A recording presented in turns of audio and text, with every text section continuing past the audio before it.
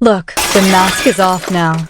And if you had any doubts about the war happening in hip-hop right now, take a breath, because the receipts are stacking up and the story we're about to walk into is not the kind you forget.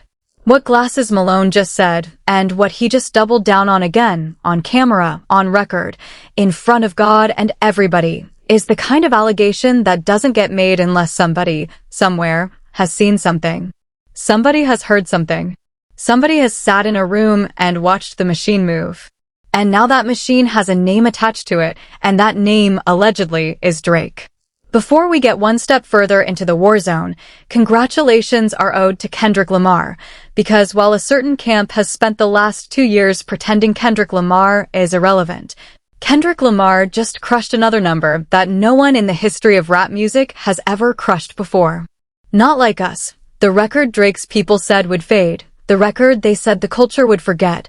The record they swore was just a summer moment has now become the fastest rap song in history to smash 2 billion streams on Spotify. 2 billion. And the record it broke? Industry Baby by Lil Nas X and Jack Harlow, which, if you were paying attention, was previously the ceiling everyone thought no rap song could ever top this fast. Not Like Us didn't top it. Not Like Us obliterated it. Not Like Us made it look like a rounding error. And here's the piece that should sit heavy in every Drake fan's chest right now. This record was not just a hit. It became a national anthem. Kendrick Lamar's Not Like Us shows up at NBA games. It shows up at NFL victories. It shows up at Champions League finals. It shows up in stadium tunnels, in playoff celebrations, in Super Bowl halftime shows watched by more than 130 million people. Kendrick Lamar didn't just release a diss track. Kendrick Lamar released a cultural weapon that the entire planet adopted as their own. And every single time a sports broadcast plays it, every single time a coach walks off a court to it, every single time an athlete points at a camera and mouths the lyrics, the Drake camp loses another inch of ground it will never, ever get back. Now, before the Drake loyalists rush the comments, because we know you will, let's remember this. Kendrick Lamar was already a Hall of Fame rapper before the beef ever cracked open. Kendrick Lamar had already won a Pulitzer Prize. Kendrick Lamar had already sold out arenas across 4 continents. Kendrick Lamar had already outsold most of your favorites on first-week numbers years before the smoke ever cleared. So the tired argument that Kendrick Lamar only exists because of the battle? Read the room. That argument was dead on arrival. That argument was never a real argument. That argument was a survival mantra you all whispered to yourselves in the mirror when the numbers stopped adding up. And yet, here we are in 2026, and that same broken mantra is still being recycled by the same broken accounts running the same broken script, because when the truth doesn't move for you, you either grow, or you scream louder into the void hoping the volume covers the emptiness. And here's the twist. Because while Kendrick Lamar is out here breaking records without saying a single public word, the other side is doing everything except making music people actually love on their own terms. Every single week, we get another wave of manufactured noise from the same faces, the same podcasts, the same platforms, the same commentary crew running the same tired script. And now Glasses Malone, a man who is not a rumor account, not a blog, not a burner page, but a Compton veteran with real, weighted, decades-deep credibility in the culture, is standing on the claim that Drake has been financing a campaign against YG. A campaign to steer the Drakeo the ruler narrative. A campaign to put pressure on YG's freedom. A campaign designed to move a story, and move it hard, into a place where the outcome favors one side and one side only. That is not a small allegation. That is a nuclear allegation.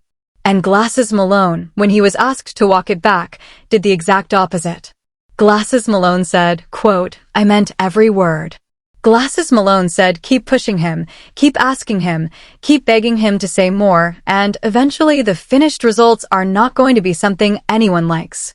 Glasses Malone said the Drake fanbase has been crying every week since May of 2024, and that no amount of money, no amount of campaigns, no amount of paid narratives will ever fix what got broken that summer. Glasses Malone said you can call 1,000 people, you can finance 1,000,000 campaigns, and none of it will move the culture off the position the culture has already taken. Glasses Malone said this with a smirk, with a shrug, with the kind of relaxed body language that only comes from a man who knows what he knows and is not planning on unknowing it. And then, listen to this, because this is the part that changes everything. Glasses Malone is no longer alone in the accusation. Kid Mio went on Hot 97 and echoed the same sentiment. Kid Mio said what Glasses Malone said is not far-fetched. Kid Mio said the machinery is real. Kid Mio said the messaging is coordinated. Kid Mio said DJ Academics has openly bragged on his own stream that he will run a false story if it helps Drake. And when a New York veteran and a Compton veteran land in the same corner on a story like this, across coasts, across scenes, across generations, the picture stops looking like a rumor and starts looking like a pattern. And patterns, in hip-hop, do not exist without receipts sitting somewhere behind them, waiting for the right moment to walk into the light. Cut to the bone. This is not the first time a rapper of significance has accused the Toronto camp of manufacturing narratives. Pusha T said it, back when the story of Adidon nearly ended Drake's career in real time. Meek Mill lived it, back when a ghostwriting scandal turned into a media wildfire that only one camp seemed prepared for. J. Cole tap danced around it right before he removed himself from the entire battle. Rick Ross hinted at it. Joe Budden alluded to it. And now, in 2026, Glasses Malone is saying that same script is being run again, but this time the target is YG, and this time the wound the story is trying to reopen belongs to Drakeo the Ruler.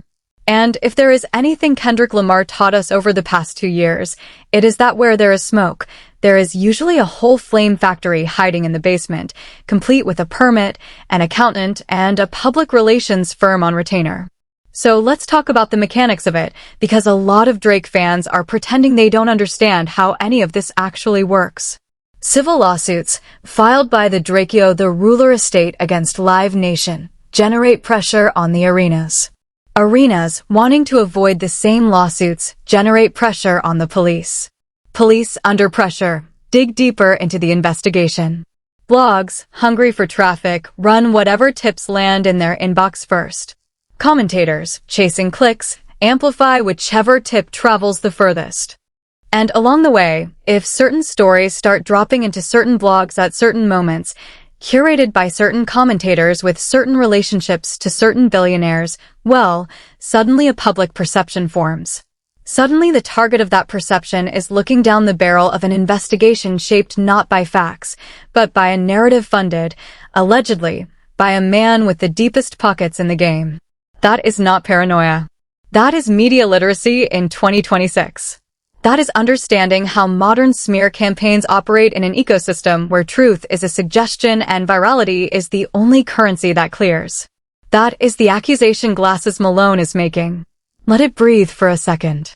Because if any of it is true, we are watching one of the most calculated smear operations in modern rap history, and the person at the center of it, allegedly, is Drake. And now YG. YG heard every word. YG did not stay silent. YG went straight to Instagram and lit up a red alert. YG basically told his own team to be ready, to be alert, to watch their backs, and to understand that the story being planted about him is not accidental. It is designed. It is engineered. It is being fed to platforms YG cannot control. And it is landing on timelines faster than the truth can catch up. Which, if you have followed hip-hop for more than 5 minutes, you know exactly how that pattern ends. It ends with somebody in a courtroom. It ends with somebody in a headline. It ends, sometimes, with somebody in a body bag.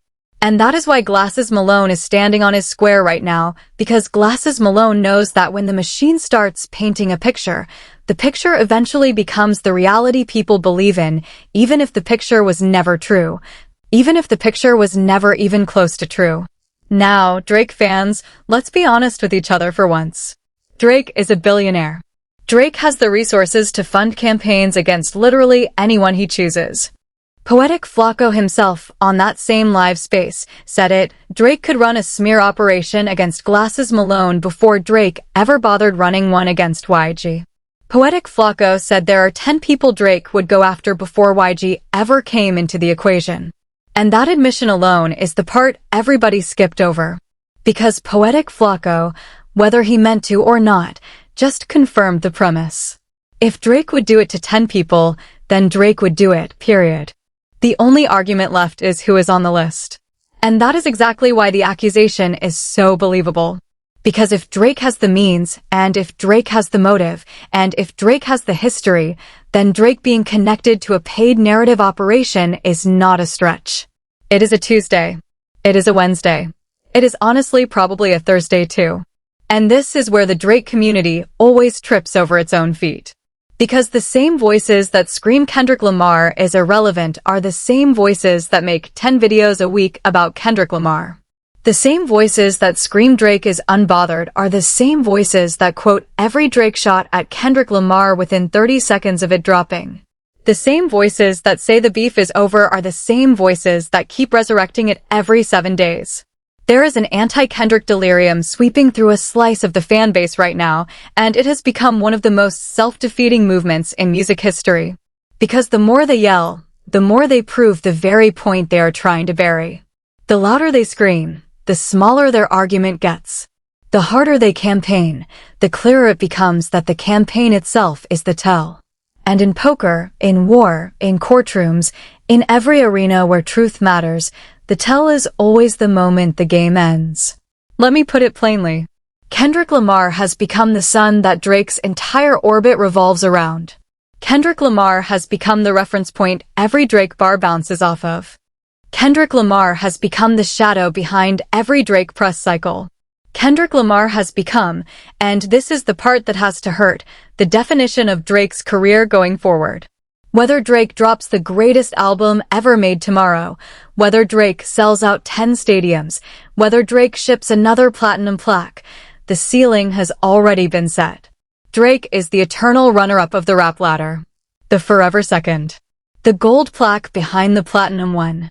That is not a fantastic anything opinion, that is the raw math of the culture as of August of 2026, and the math is not showing any signs of shifting anytime soon. And speaking of math, let's talk about Not Like Us again for a second, because a lot of you Drake fans still cannot accept what these numbers actually mean. 2 billion Spotify streams for a diss track is not a normal number. It is not a fluke number. It is not a moment number. It is not a beef bump. It is not a viral spike. It is the biggest number a rap diss record has ever generated in the history of recorded music. It broke industry, baby. It broke every crossover benchmark. It broke every ceiling anyone thought existed for a song made specifically to obliterate another artist. Kendrick Lamar didn't just win the battle. Kendrick Lamar bottled the battle, sold the bottle to the entire planet, and now every stadium on Earth pours it out at victory parades. Kendrick Lamar didn't get lucky. Kendrick Lamar changed the physics of what a diss track can do. Kendrick Lamar rewrote the rulebook and then handed the rulebook back to the industry with a smile. Now, back to Glasses Malone, because his monologue got deeper the longer he talked. Glasses Malone made a point that hit like a hammer. Glasses Malone said if the conversation was truly about a real legend, if it was truly about a Scarface or a rapper of that caliber, Drake fans would be too busy listening to the discography to be online arguing. Glasses Malone said the fact that the discourse dominates everything, more than the actual music, tells you exactly what the fandom is really about. It is not about Drake's music. It is not about Drake's craft. It is not even about Drake as a human being. It is about the war. It is about the wound. It is about the humiliation of that summer that they cannot process, cannot digest, and cannot move past. And that is why every Drake stan account has become nothing but a numbers hoarding, discourse generating, algorithm farming ghost, because when the music itself cannot carry the conversation has to carry the music. And here is where I have to be honest, because I do not want to sound like I am shielding my side. Iceman, Drake's newest album, is not a bad album. Let me say that clearly, because I am not a Drake hater. Iceman is one of the more interesting Drake albums in years. Iceman is more focused than Certified Lover Boy. Iceman is sharper than Honestly Nevermind. Iceman is more curated than For All the Dogs. Iceman is a Drake album that actually sounds like Drake is trying again, like Drake has something to prove, like Drake has finally remembered that the mic is a competitive instrument and not just a diary. And in a rap landscape that has been running on fumes outside of G-Nex, that alone makes Iceman a real talking point. But, and this is the but that shatters every Drake fan's argument, Iceman is still, in the final math, a silver medal record.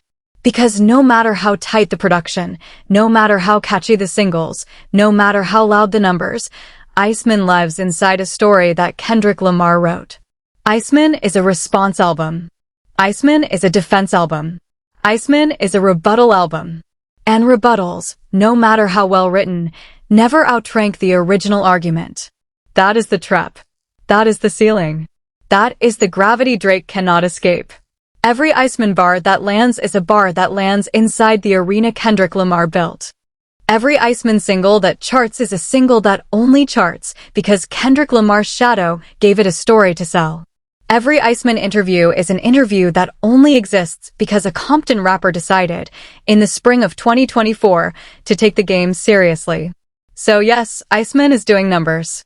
Yes, Iceman is charting. Yes, Iceman is trending. And yes, because we all know the Drake machinery has cranked up the streaming inflation and the algorithm nudges again, Iceman is dominating the top of the charts. But dominance on the charts is not the same as dominance on the culture. And the culture, as measured by the 2 billion streams Not Like Us just crossed, still belongs to Kendrick Lamar.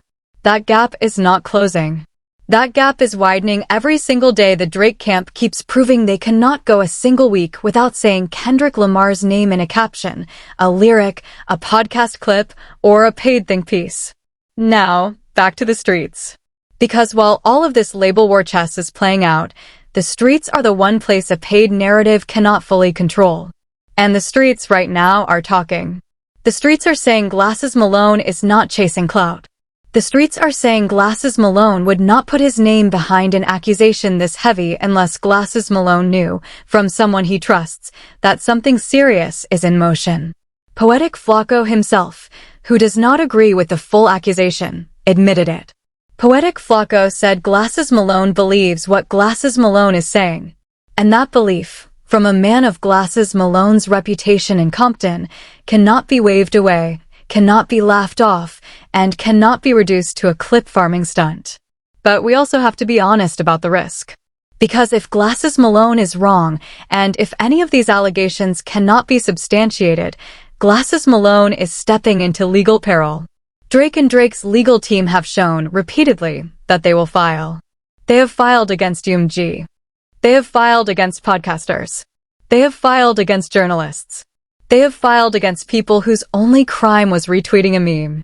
So if Glasses Malone is walking this road, Glasses Malone is walking it with the understanding that his words could be tested in a courtroom. And the fact that Glasses Malone still walks it? Read the signal. Somebody who is bluffing does not stack chips that high.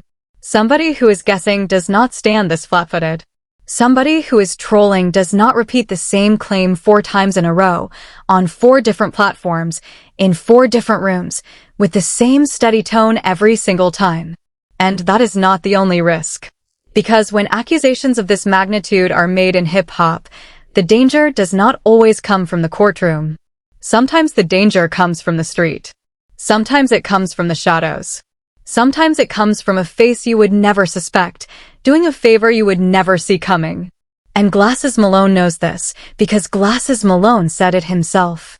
Glasses Malone said that being in a position where he can speak on things like this is not a privilege, it is a burden. Glasses Malone said many people wonder why he can say things others cannot, and the answer, Glasses Malone said, is that carrying this weight requires a life that most people would not want. That is a chilling line. That is a line only a man who has already made peace with the consequences would ever speak into a camera. That is a line that, in a different era, would have ended a lesser man's story right there.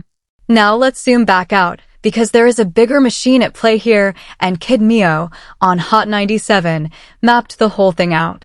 Kid Mio pointed at the ecosystem. Kid Mio pointed at DJ Academics.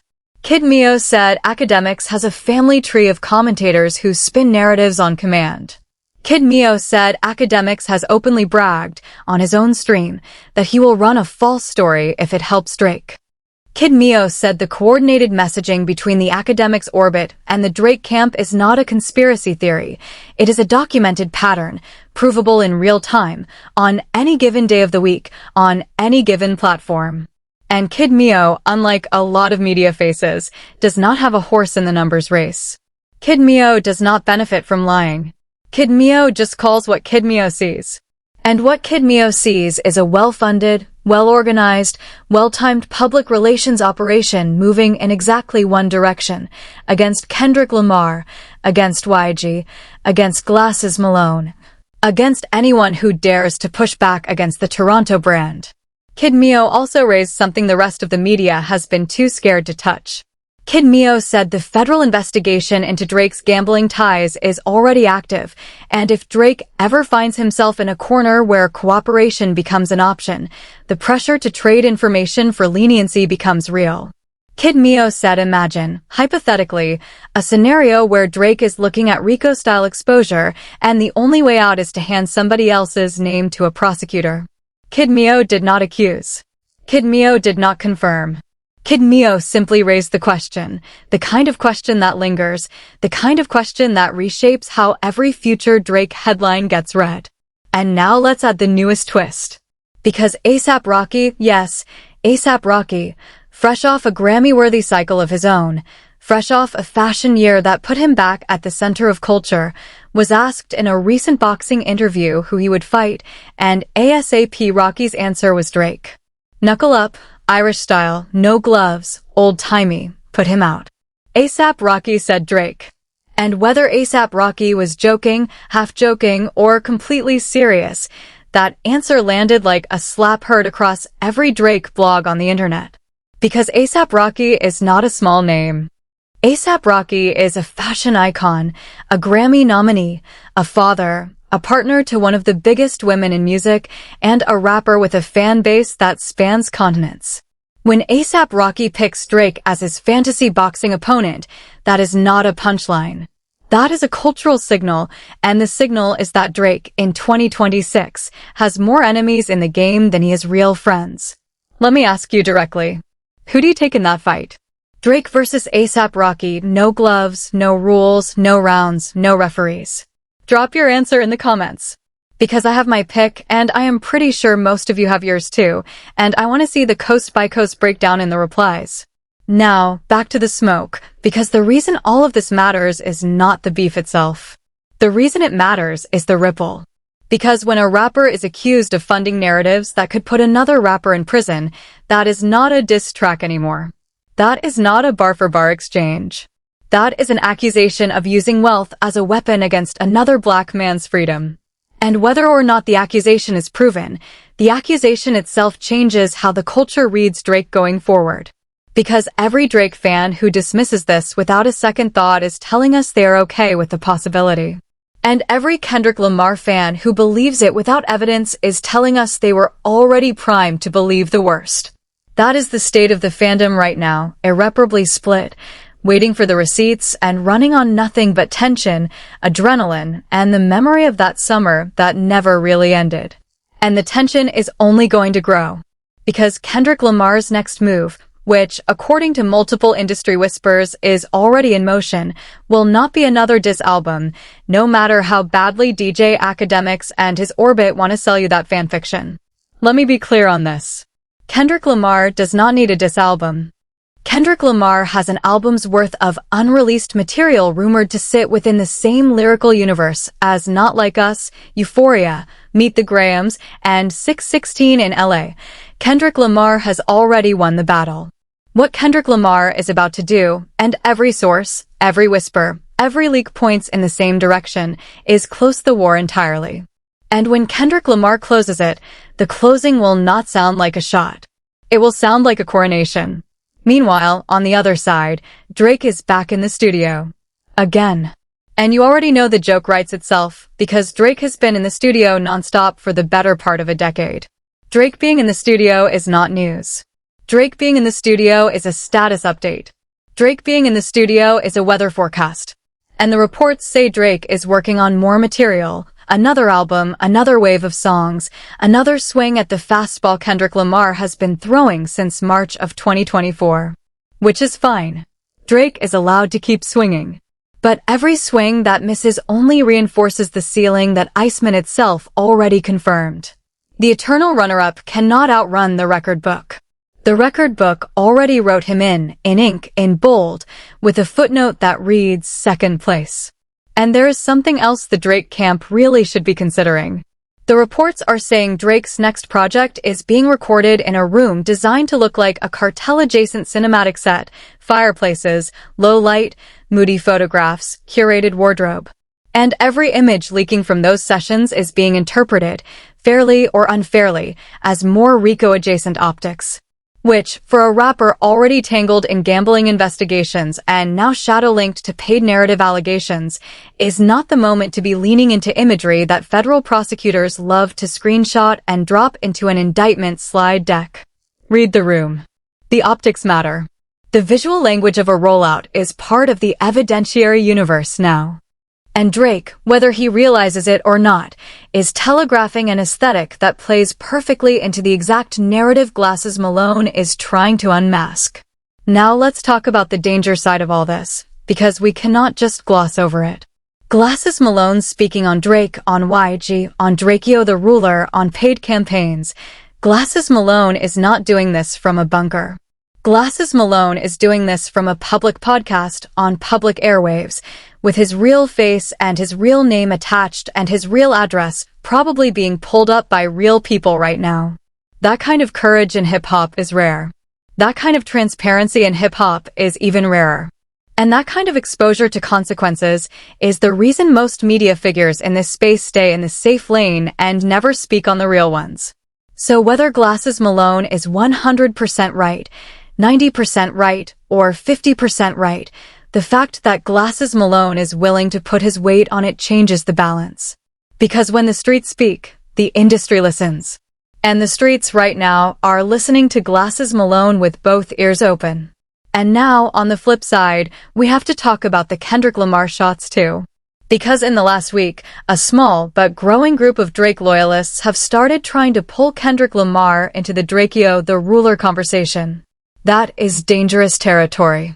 That is the kind of narrative that goes from Twitter to real life the second one unhinged person decides to act on it. And that is why Glasses Malone speaking now, publicly, is not just an accusation. It is a warning shot. It is a public flare fired into the night sky saying we see the machine, we see the messaging, we see the direction, and we are not letting it go unnoticed. Because if the machine keeps running unchecked, the machine eventually produces a tragedy. And nobody, not the Kendrick Lamar side, not the Drake side, not the neutrals, needs another tragedy in a genre that already carries too many.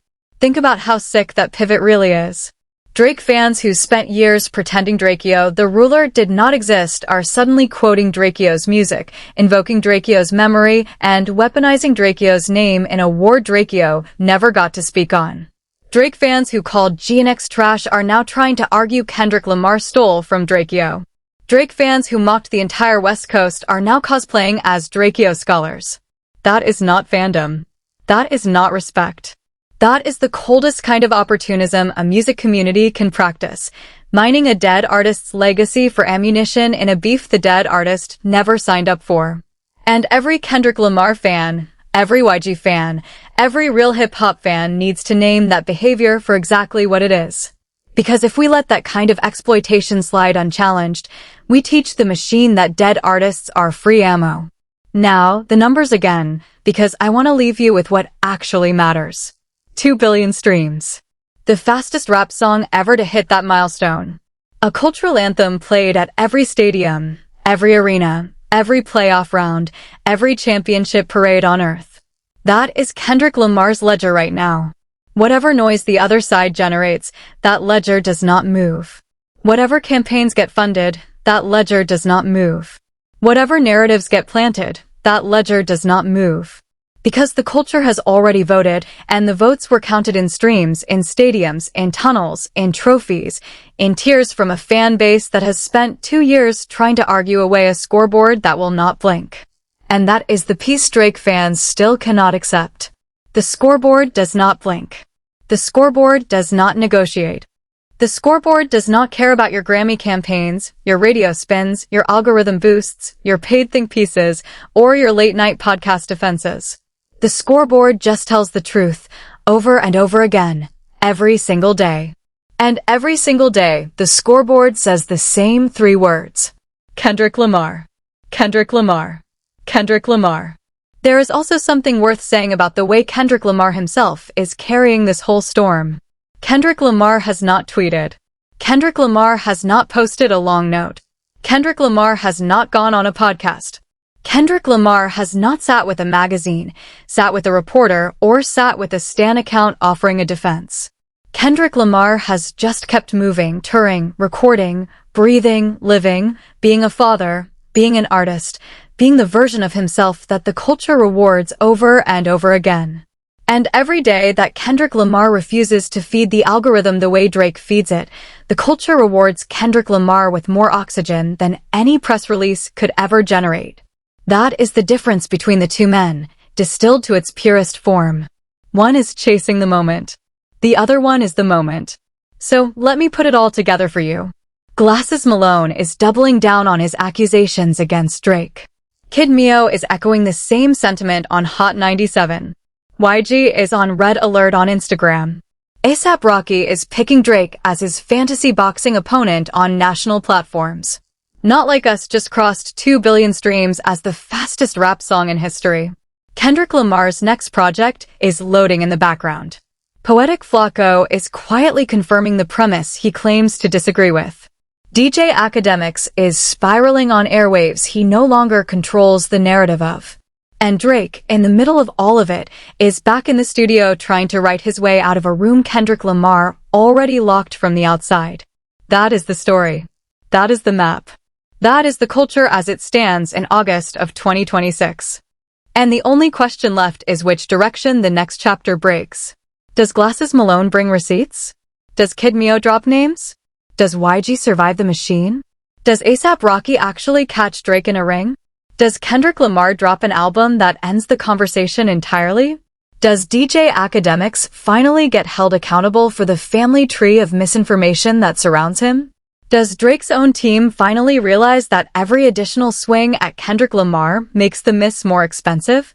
Every single one of these dominoes is standing up right now, and one nudge, one clip, one document, one whisper from the wrong room is going to knock the whole line down. And here is the part that keeps me up at night, because I have been in this industry long enough to have watched cycles like this play out before. There is always a moment, a specific, identifiable, historical moment, when a whisper becomes a headline becomes an indictment, and an indictment becomes a chapter no rapper ever writes their way out of. We're inside that moment right now. We may not know it. We may be too close to see it. But 10 years from now, when somebody puts together the documentary on this entire era, the Glasses Malone monologue is going to be one of the clips they queue up as the turning point. Mark that down. Screenshot this. Save it somewhere. Because the tape does not lie, and the tape is already rolling. So tell me in the comments, do you believe Glasses Malone? Do you think Drake is behind the paid campaign against YG? Do you think Kendrick Lamar's next move is a diss album or something much bigger? Do you think Poetic Flacco accidentally confirmed the premise he was trying to dismiss? Do you think Kid Mio is the next media figure to catch pressure for stepping too close to the truth? And who do you take in the A$AP Rocky versus Drake fight? Drop your answer, drop your reasoning, drop the receipts if you have them. Because this comment section is about to be the deepest breakdown of the story on the entire platform, and I want to read every single word. And before you scroll off, because I know some of you already have another tab open, do the culture a favor. Hit the like button. Not for me. For Kendrick Lamar. For hip-hop. For the fact that 2 billion streams later, a Compton veteran named Glasses Malone is still standing at a podium in 2026, telling the truth about a genre that a lot of billionaires would rather you never hear. Subscribe if you have not yet, because the next video is going to walk into the A$AP Rocky corner of this story and the connection to Kendrick Lamar you probably have not thought about yet. And drop a super thanks if this channel has been part of your day, because it means more than you know, and it lets us keep breaking these stories down without pulling any punches. The curtain won't hold. The machine has been named. The receipts are stacking. And Kendrick Lamar, quiet, focused, unbothered, and loading the next round in the background of every headline, is exactly where he needs to be. Drake is exactly where he needs to be too. On defense. In the studio. Writing rebuttals to an argument he already lost. And the culture, for the first time in a very long time, is finally starting to see the whole board. One last thought before I let you go, because I have been sitting with this for days, and it will not leave me alone. Every single artist Drake has ever gone at publicly has, one way or another, ended up with more cultural respect coming out of the exchange than going in. Pusha T walked out with a Grammy nomination cycle. Meek Mill walked out with a reinvented career and a championships plaque. Rick Ross walked out with a viral run of his own. And Kendrick Lamar walked out with 2 billion streams, a Super Bowl halftime, and the loudest year of his life. Meanwhile, Drake keeps walking out of every single one of these smoke sessions a little lighter, a little more paranoid, and a little more dependent on paid narratives to hold the line. That is not a coincidence. That is a pattern. And Glasses Malone is the man finally saying the pattern out loud, in daylight, at full volume, and the whole culture just heard him. See you in the next one. Peace.